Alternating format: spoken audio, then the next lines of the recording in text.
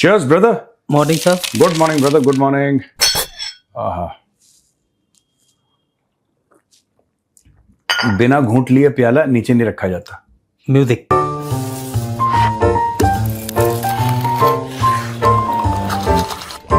Cheers.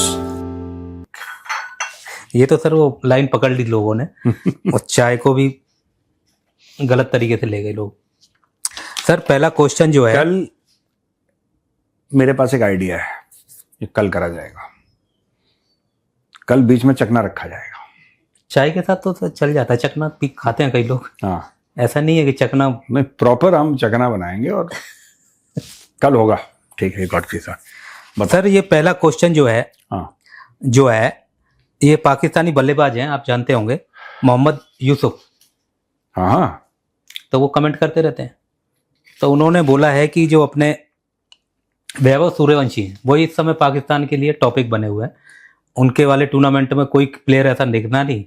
IPL में वैभव सूर्यवंशी को लेके वीडियो बनाते रहते हैं। वैभव सूर्यवंशी को लेके उन्होंने बोला है कि हमारे शाहिद अफरीदी जैसे हैं। एक काम करिए, फोन है आपके पास, फोन निकालिए। शाहिद अफरीदी ने T20 खेले हैं, कुछ खेले होंगे। आप प्लीज गूगल पे जाइए, Shahid Afridi T20 average, T20 average. एक और एक चीज और निकालिएगा कि शाहिद अफरीदी ने संन्यास कितनी बार लिया है। मिनट वो तो, और शाहिद अफरीदी जब 32 साल का था तब भी अंडर 19 खेल रहा था। हाँ बताओ, बहुत बदमाश है वो Shahid Afridi. Sir 17.92 average batting रहा है। 17.92, T20 का इनका एवरेज 17.92 शाहिद अफरीदी का। ये पक्की बात है? हाँ सर, गूगल तो ये बता रहा है। शाहिद अफरीदी ने छक्के मारे थे जो काफी दिनों तक चर्चित थे और वो तो 18 भी दे दो उसको। 18 के एवरेज वाले के साथ कंपेयर कर रहे हो वैभव सूर्यवंशी को। जिसने 92 रन तो सिर्फ छक्के और चौकों से बना आउट ऑफ 97। जितनी वैभव सूर्यवंशी की उम्र है उतनी बार तो वो रिटायरमेंट के बाद वापस आके खेल के फिर जाके आ गया। इसका भी स्टडी होनी चाहिए उसकी। हाँ सर, वो जबरदस्ती फिर निकाला गया, फिर चला गया, फिर नहीं आऊंगा, और फिर पता नहीं अब आज के बाद नहीं और खेलूंगा। फिर आके फिर वो उसको दे दी दूसरे वाले को। हाँ, प्लास्टिक के जिंगपिंग को। प्लास्टिक जिंगपिंग वो भी यही करता है, पता नहीं क्या चक्कर वो भी ऐसे ही कर देता है। पता नहीं यार क्या पागल है ये लोग, कंपेयर करते रहते हैं ये हर समय। कभी किसी का, कभी कंपेयर क्यों करना। वो युग अलग था जिसमें शाहिद अफरीदी खेला, ये युग अलग है जिसमें ये वैभव सूर्यवंशी खेल रहा है।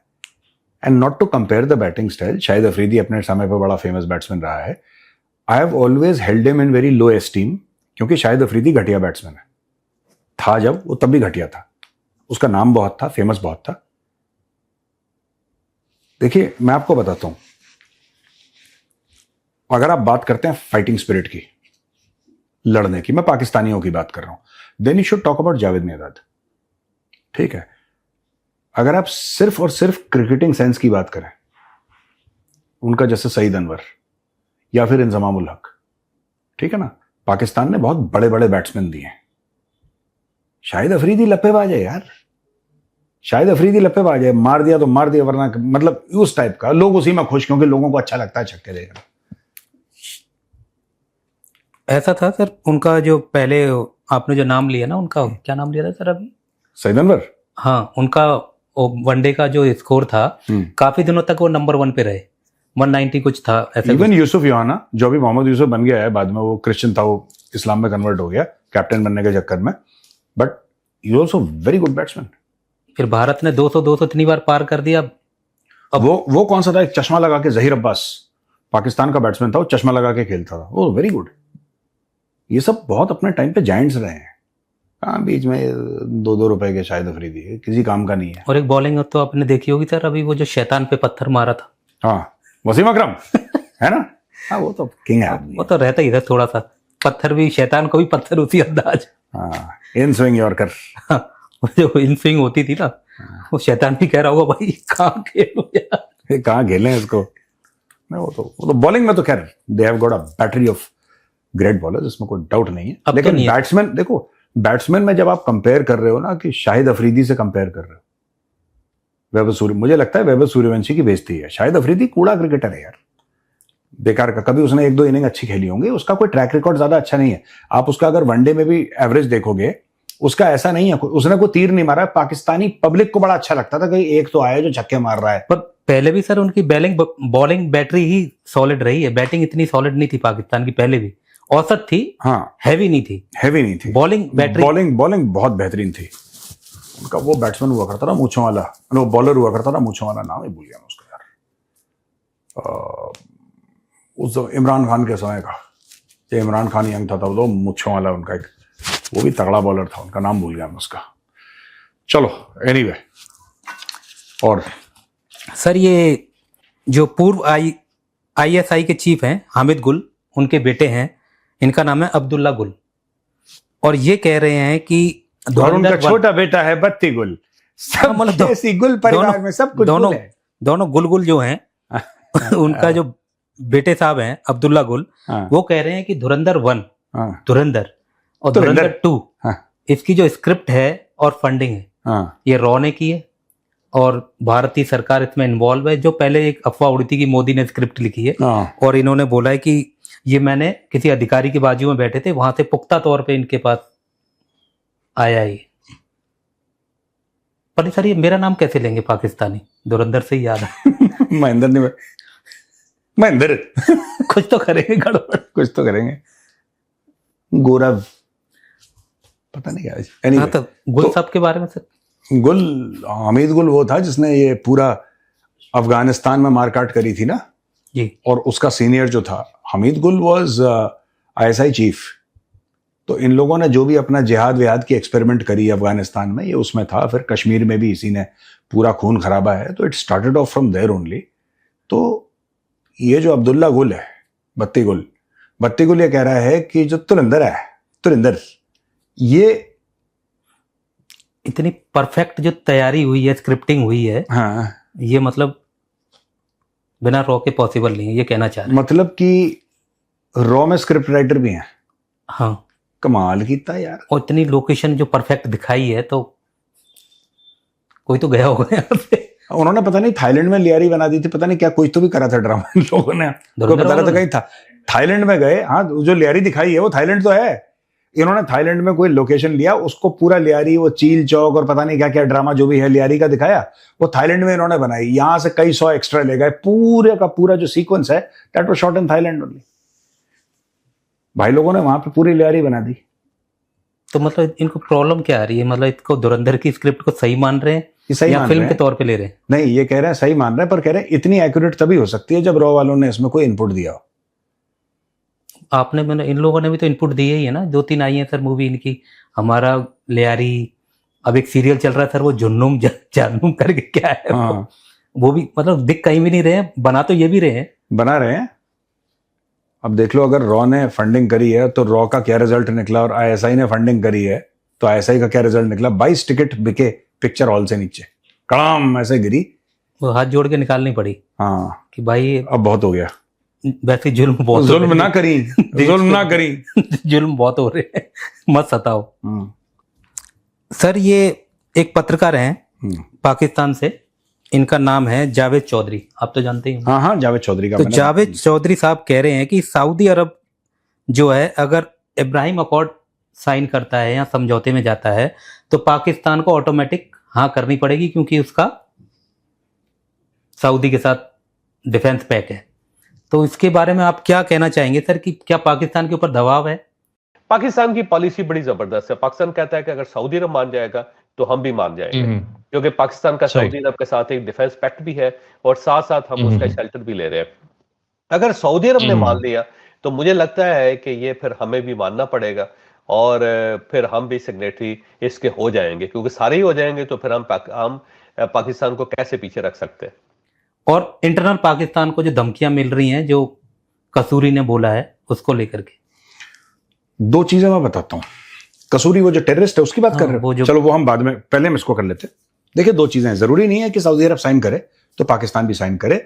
उनका म्यूचुअल डिफेंस पैक्ट है, कि आपके ऊपर हमला मतलब हमारे ऊपर हमला, उसमें भी पाकिस्तानियों ने जेब काट ली शेखों की, वो अलग चीज है, लेकिन उसमें ये नहीं कि ये रिकॉग्नाइज करेगा तो ये भी करेगा, ऐसा नहीं है। तो यहां पे जावेद चौधरी जो बोल रहे हैं, मैं इस बात से आई डोंट अग्री। लेकिन देखो ऐसा है कि पाकिस्तान की ना, ये सारे अरब देश, मैं आपको बताता हूं, सारे अरब देश ईरान से नफरत करते हैं और एक समय में इजराइल से कम करते हैं, ईरान से ज्यादा करते हैं। आप इस चीज का ध्यान रखना, जो उन्होंने अपनी जगह बेसिस की अनुमति दी है अमेरिका को कि आप हमारी जमीन पे अपने मिलिट्री बेस बनाइए, उनका क्या फायदा, किसके लिए बनाए उन्होंने मिलिट्री बेस? ईरान के खिलाफ। उनके माइंड में यह था कि कल अगर ईरान हमला करेगा, आपको लगता है इजराइल सऊदी अरब के ऊपर हमला करेगा? Israel is not interested. आपको क्या लगता है सऊदी अरब इजराइल पे करेगा? Saudi Arab is not interested, Qatar is not interested, nobody is interested. देखो, अमीर आदमी जो होता है ना, जिसके पास बहुत पैसा है, वो इन चिल्लरों में नहीं पड़ता, वो फिर उसकी थिंकिंग अलग है, राइट? ये जितने भी हैं, सऊदी अरब है या कतर है या यूएई है, ये अरबपतियों के देश है ना, there thinking is at another level. इनको खतरा ईरान से इसलिए है क्योंकि ईरान की जो प्रॉक्सीज हैं, ईरान ने जैसे हमास हिजबुल्लाह पाल के रखा है, ऐसे दर्जन भर और टेररिस्ट आउटफिट पाल रखी है, उनसे प्रॉब्लम है। अच्छा, सबसे बड़ी बात, आप ये हर समय देखना है हलचल क्यों हो जाती है हर समय। उस पूरे इलाके में अगर कोई एक डेमोक्रेसी है तो उसका नाम इजराइल है। Israel is the only democracy in the middle east. बाकी सब शेख हैं, अमीर हैं, फलाना है, ढिमका है, सुप्रीम लीडर है, वहां पे कोई ढंग का वो नहीं है। और इजिप्ट में भी बहुत बुरा हाल हो चुका है, कूज हो चुके हैं, असैसिनेशंस हो चुके हैं इजिप्ट में। तो anyway, Egypt is north Africa, technically speaking, language उनकी मिलती जुलती है, कल्चर है, लेकिन वो Egypt is part of Africa. African continent में इजिप्ट आता है, मिस्र, मोरक्को, शोरक्को सब। लेकिन अगर आप इसको ओवरऑल देखेंगे ना, इब्राहिम अकॉर्ड्स की आपने बात करी है, इब्राहिम अकॉर्ड्स देखिए सब साइन करना चाहते हैं अरब देश, उनको कोई आपत्ति नहीं है इब्राहिम अकॉर्ड से। मैं आपको बताता हूं, उनको यह लगता है कि पब्लिक डिस्प्लेजर बहुत होगा, हमारी पब्लिक बगावत कर देगी। इसीलिए मैंने बोला डेमोक्रेसी नहीं है। क्या कारण था बोलने का? डेमोक्रेसी में आप सब लोगों से पूछते हैं, फिर आप कहते हैं कि पार्लियामेंट ने पास कर दिया, वो सब एक्सेप्ट करते हैं। ये डेमोक्रेसी का एक सेफ्टी वैल्व है। भारत में कोई भी चीज अगर पार्लियामेंट पास करेगा तो कोई फिर बोलता नहीं है कुछ, क्योंकि भाई पार्लियामेंट में जो बैठे हमारे वोट लेकर तो बैठे हैं, they have taken our vote and then gone to the parliament, right? फिर तो वहां पे एक, यहां पे जितने भी मुस्लिम कंट्रीज हैं, इनमें से कोई भी डेमोक्रेसी नहीं है। None of them is a democracy around there. तो इसमें शामिल होना नहीं चाहते, जो हुक्मरान हैं वो चाहते हैं शामिल होना, पर डरते हैं अपनी खुद की आवाम से। अरब स्प्रिंग हुआ था एक बार, एक बंदे को मार दिया था, तो पूरे तख्ता पलट होने वाला था पूरे अरब दुनिया में, लोग भड़क गए थे। तो इनको हर समय डर लगता है। चाइना के साथ भी यही प्रॉब्लम है। चाइना को किससे डर लगता है? आपको लगता है चाइना को अमेरिका से डर लगता है, यूरोप से डर लगता है? नहीं, चाइना को चाइनीज लोगों से डर लगता है।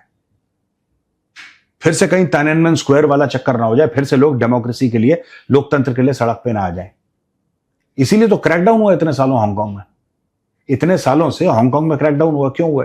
China is afraid of the Chinese people. China is not afraid of the United states of America.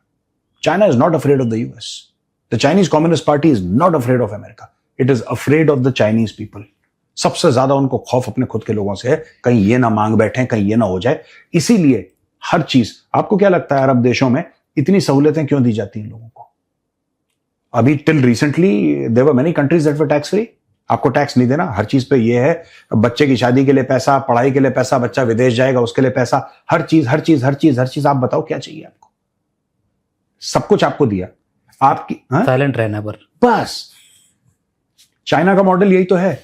China कहता है, चाइना की जो सरकार है और चाइना के लोग हैं, उनके बीच में भाई एक करार है, एक अंडरस्टैंडिंग है कि हम तुम्हें इकोनॉमिक प्रोस्पेरिटी देंगे और तुम अपना मुंह बंद रखोगे। यही ज्यादातर जो रिच ऑयल कंट्रीज हैं, इनमें यही है कि हम तुम्हें सहूलियत देंगे, हम तुम्हें हर चीज देंगे। यार तुम बताओ, बच्चे को ऑक्सफोर्ड में पढ़ना है, सरकार पे ऐसा हो चुका है, सरकार पैसा देगी। कहां MIT जा रहा है, तुम्हारा बच्चा ब्राइट है, सब कुछ हमारा, डन। और क्या चाहिए बताओ तुम्हें? टोटल मतलब top of the line hospitals हैं, top of the line schools हैं। आपको क्या चाहिए? आप घर बैठे बैठे, अगर कोई किसी को नौकरी नहीं मिल रही तो ऐसा मोटा बेरोजगारी भत्ता कि उसको मजा आ जाए कि मैं बेरोजगार हूं। फिर क्या चाहिए? मुंह बंद। पब्लिक को भी फिर क्या चाहिए? पब्लिक को भी क्या आप उन्हें मत छेड़ो, वो आपको नहीं छेड़ेंगे। करेक्ट। सो ये करार है एब्राहम अकॉर्ड्स के साथ। ये है जो डोनाल्ड ट्रम्प इंसिस्ट करता है, what he does not understand about the dynamics of the middle east, कि अगर आप किसी शेख को बोलें जो टॉप पे बैठा है किसी भी मुल्क के, मैं किसी खास मुल्क का नाम नहीं लेना चाहता, अगर आप उस शेख को बोलोगे कि क्या आप खुद एब्राहम अकॉर्ड ज्वाइन करना चाहते हो, उसको कोई प्रॉब्लम नहीं है, क्योंकि वहां पे जो अमीर शेख है उसको इजराइल से प्रॉब्लम नहीं है। उसमें ऐसी क्या शर्तें हैं सर जिससे प्रॉब्लम पब्लिक को होती है? एब्राहम अकॉर्ड्स में बेसिकली सबसे बड़ी बात है, it means the recognition of Israel. आप इजराइल को मान्यता दोगे। आपने जिस दिन इजराइल को, वही तो मैं बार बार कहता हूं, पाकिस्तान में बंदे कह रहे हैं जी कि इजराइल को मान्यता नहीं देनी। पूछ लो पाकिस्तानियों से क्यों नहीं देनी। एक पाकिस्तानी में हिम्मत है तो सच सच बताए आके, मैं चैलेंज करता हूं इनके हामिद मीर को और इनके नजम सेठी को, मेरा खुला चैलेंज है। आप इतने बड़े जर्नलिस्ट बनते हो दुनिया भर में, मेरा आपको खुला चैलेंज है, आप बताओ सच क्या है, क्यों रिकॉग्नाइज नहीं हो? फिलिस्तीन वाला चूरन मत बेचना, क्योंकि हम लोग अनफॉर्चुनेटली फॉर यू हम लोग पढ़े लिखे हैं, तो हमें यह मत बोलना कि फिलिस्तीन फिलिस्तीन, इसमें फिलिस्तीन का कुछ मामला सर नहीं। एक क्वेश्चन भी आया था कल, हाँ। और आप भी बताते रहते हैं कि इन्होंने कितने फिलिस्तीनियों को जॉर्डन में मारा था। उसने मारा था जियाउल हक ने, हाँ मतलब पाकिस्तान नहीं, पैसे लेके मारा था 20-25 हजार। इनका प्यार तो ऐसा है नहीं कि मतलब उनके लिए शुरू इनका से किसी से प्यार नहीं। अब ये देखो, एक कसूरी की बात आपने करी, जो लश्कर तैयबा का टेररिस्ट है, जो कि कह रहा है मैं मार दूंगा। आपको लगता है लश्कर तैयबा का टेररिस्ट ये बोलेगा मैं आसिम मुनीर को मार दूंगा, वो पाकिस्तान में रह के? ये सब देखो, पाकिस्तानी लोग पढ़े लिखे नहीं है, एजुकेशन लेवल, कई ऐसे लोग हैं जो अपना नाम नहीं लिख सकते, ठीक है ना, पाकिस्तान में, और vast majority of the population मदरसा में पढ़ी है, तो दिमाग से तो वैसे ही पैदल है वो। इशू ये है कि उनको आसिम मुनीर को क्या चाहिए इस वक्त, उसके ऊपर प्रेशर है डोनाल्ड ट्रंप का। यहां पे वो बोलेगा कि यार हमने तो आपके लिए तो जिहाद किया अफगानिस्तान में, वो हमने जिहादी खड़े किए क्योंकि आप चाहते थे। अमेरिका के ऊपर डालेगा, फिर बोलेगा वही जिहादी हमें खा जाएंगे अगर कुछ, ये देखिए तो मुझे डेथ की थ्रेट दे रहा है। अपने आप को बचाने के लिए ये बलूचिस्तान में आग लगाएं, अफगानिस्तान में आग लगाएं, खैबर पख्तूनख्वा में आग लगाएं, पाकिस्तानी पंजाब को छोड़ के हर सूबे में आग लगा देंगे कि इनकी चमड़ी बच जाए। इनमें इतनी अकल नहीं है कि एक अकल नहीं, मतलब इतनी नियत नहीं है, अकल तो बहुत है इनमें। चोरी के मामले में पूरी अकल है पाकिस्तानियों की, जो पाकिस्तानी अशराफिया उसकी। ये अपने मिनिस्ट्री ऑफ एक्सटर्नल अफेयर्स से, या ministry of foreign affairs, MOFA कहते हैं ministry of foreign affairs, ministry of foreign affairs को सिंपल सा हो कि ठीक है ये वी वेलकम, नहीं we thank president Donald Trump for offering Pakistan that it should join the Abraham Accords. However, एक polite language में आप बना कर दो उसको, polite language. However, we have certain sensibilities और फिलिस्तीन के साथ हम खड़े हैं, what X, Y, Z, वो ये नहीं बोलेगा ट्रंप से, वो भी हाँ नहीं, ये कुछ आप गोलमोल करके बात तो अपनी कर सकते हो। ये लोग क्या करते हैं, इनको ऐसा लगा पाकिस्तानियों को ना, आज की तारीख में पाकिस्तानी छाती पीट रहे हैं कि यार ये तो हमारे साथ धोखा हो गया। बेवकूफ के बच्चे, किसने बोला था अपने फील्ड मार्शल को भेजने के लिए कि जा तू व्हाइट हाउस में खाना खा? तुम्हें क्या लगा वो बिल नहीं आएगा? पाकिस्तानियों को यह लगा था कि बिल नहीं आएगा, अरे हमारी बड़ी सिफारती कामयाबी है और अब तो दुनिया के फैसले पाकिस्तान में होंगे। जो मदरसे से पढ़ेगा वो यही लैंग्वेज तो यूज करेगा यार। आप उससे क्या चाहते हो? वो कोई अपना कोई मैथमेटिक्स का कोई फॉर्मूला वो इजाद करेगा? और ट्रंप ने भी जो सर पे डाला था इब्राहिम अकॉर्ड के लिए, उसने भी प्रधानमंत्री का नाम लेके आसिर मुनीर का नाम डाल दिया। वो तो है।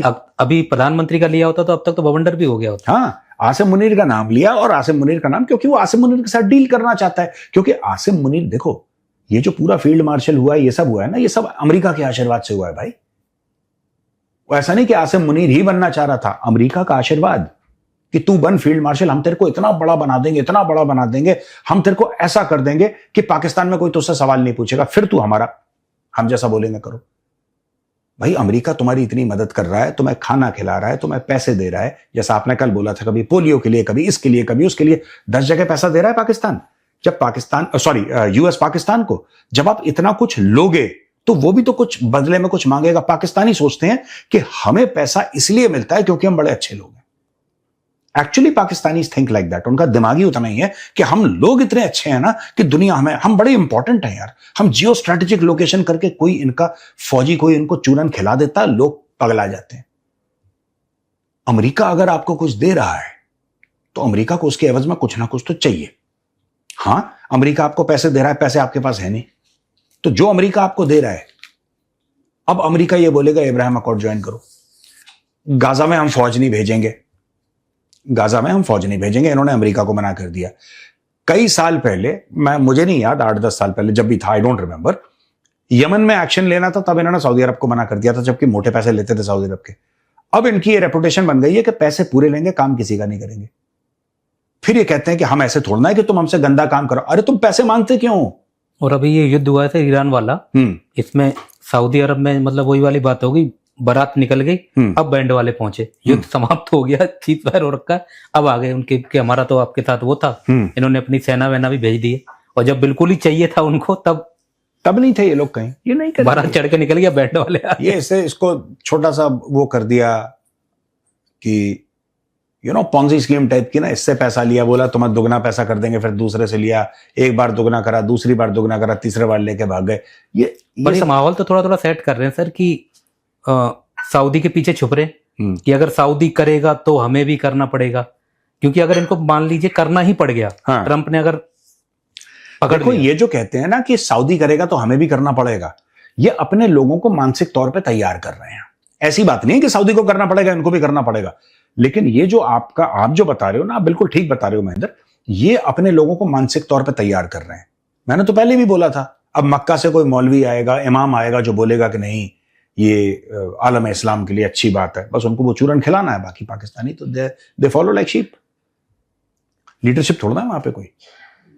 और जनता का तापमान नापने के लिए वो कसूरी को छोड़ा हुआ है कि वहां पे क्या माहौल है, थोड़ा सा देखो कितना पानी में उबाल है। और जनता बनता कभी इनकी देखो, थोड़ा सा इमरान खान के लिए लोग सड़क पे आए थे, पाकिस्तानी कौम ना कभी सड़क पे नहीं आती, ये नहीं आते, इनका मुल्क आधा टूट गया तब सड़क पे नहीं आए, इनके मुल्क का बुरा हाल है, ये सड़क पे नहीं आए, ये नहीं आते, ये अंदर से खत्म है बिल्कुल। इनमें बस कहने को जज्बा है, इतने इतने कढ़ाई में जानवर खा लिए, इसके अलावा बच्चे पैदा कर, इसके अलावा किसी में जज्बा नहीं है इनका सिर्फ खाने में और अपनी जनसंख्या इंक्रीज करने में इनका जज्बा, इसके अलावा किसी चीज में जज्बा नहीं है। सर ऑडियंस के सवाल ले लेते हैं। हाँ, ये अतुल भट्ट जी हैं बंगलौर से, ये पूछना चाह रहे हैं सर कि पाकिस्तान ने आधिकारिक तौर पे कभी इजराइल को मान्यता नहीं दी है, परंतु इनके अंदर कोई ऐसा कोई संबंध है या कुछ गुप्त संबंध है कि इजराइल ने भी अभी तक पाकिस्तान को, अभी तक जो युद्ध वगैरह हुआ है उसमें कोई धमकी नहीं दी है, ना आगे भविष्य में कोई पाकिस्तान के ऊपर अटैक करने की उसकी कोई मंशा है? क्या इनमें आपसी कोई संबंध है इजराइल और पाकिस्तान? इजराइल ने ऑफर करा था 80s में जी भारत को कि हम थैंक यू बोल देते हैं, भारत ने मना, आप भी आइए, आप हमें बेसिस प्रोवाइड कर दीजिए, क्योंकि हमारे लिए बहुत दूर पड़ता है, हम अपने जहाज लाएंगे, हमारे पायलट, हमारा असला, हमारा बारूद, सब कुछ, हम पाकिस्तान के न्यूक्लियर पूरे को तबाह कर देंगे। इंडिया बैक्ड ऑफ, जहां तक मुझे नॉलेज है, जो मैंने सुना है, पीपल, आप लोग जाके इंटरनेट पे देख सकते हैं कि मैं सही कह रहा हूं कि गलत कह रहा हूं, फिर बताइएगा। इंडिया बैक्ड ऑफ, तो ऐसी बात नहीं है। बात सिर्फ यह है कि जितने भी मुस्लिम मेजॉरिटी कंट्रीज हैं, 99% of them are not democracies. अगर आज की तारीख में डेमोक्रेसी है तो 20 साल पहले कोई ना कोई तख्ता पलट वहां पे हुआ है फौजी। प्योर डेमोक्रेसीज नहीं है, ना के बराबर, 1-2 होंगी तो होंगी, 57 में से आप ये मान के चलो कि 55-56 ऐसी हैं जो डेमोक्रेसी नहीं है। जब डेमोक्रेसी नहीं होती ना तो लीडर हर समय डरा रहता है। जब डेमोक्रेसी नहीं होती तो लोगों के फिर बोलने पे अंकुश है, पता नहीं क्या बोल दें, लोग भड़क जाए, मेरी कुर्सी चली जाए। You got it. यहां पे रोज लोग बैठ के 9 बजे प्रधानमंत्री को उल्टी सीधी बातें बोल रहे हैं रात को टीवी चैनल पे, कितनों को उठा के ले गए घर से। अच्छा, पाकिस्तान में भी आप कर सकते हैं ऐसा, पाकिस्तान के टीवी चैनल पे बैठ के शहबाज शरीफ को गाली दीजिए, कुछ नहीं होगा। हाँ, जिस दिन आपने आसिम मुनीर की स्पेलिंग पूछ ली उस दिन पूरा खानदान गायब। पाकिस्तान में भी वही फैसिलिटी है, आप प्रधानमंत्री को गाली दे सकते हैं, आर्मी चीफ की तरफ आपने ऐसा मुड़ के देखा, चले गए, अच्छे गॉन। सर ये दूसरा क्वेश्चन है, हाँ, महाराष्ट्र से हैं, इनका नाम है अनिकेत खंब्यातकर, अनिकेत खंब्यातकर। ये पूछना चाह रहे हैं सर कि एक तो ये रेगुलर हमारे वो देखते हैं हमारे प्रोग्राम को, और ये पूछना चाह रहे हैं सर, पाकिस्तान और बांग्लादेश से जो लगातार घुसपैठ जारी है, और ऑपरेशन सिंदूर जब हुआ था तो उसमें कई खबरें आई थी जम्मू में और कश्मीर में कि पाकिस्तान के भी कई घुसपैठिए निकले थे और आए दिन खबरें आती रहती हैं कि दोनों तरफ से घुसपैठ हो रही है। और भारत ने ऑपरेशन सिंदूर के दौरान एक स्कीम चलाई थी जिसमें श्रीनगर और कहानियां निकली थी कि बहुत सारे निकले थे। तो भारत उसके बाद फिर उसको रोक क्यों दिया उस अभियान को? जैसे अभी उठाया है तो उसी टाइम जारी रखना चाहिए था। क्या भारत के ऊपर ऐसा कोई दबाव है? नहीं, कोई दबाव नहीं है। देखिए, मैं इसके बारे में ज़्यादा बोलूंगा नहीं, क्योंकि ये पॉलिटिकल मामला है और हम पॉलिटिक्स के बारे में ज़्यादा डिस्कशन करते नहीं। So I don't want to talk about this. Bharat को लग रहा है कि अभी, या केंद्र सरकार को लग रहा है कि अब बिल्कुल गोटियां फिट हो गई हैं।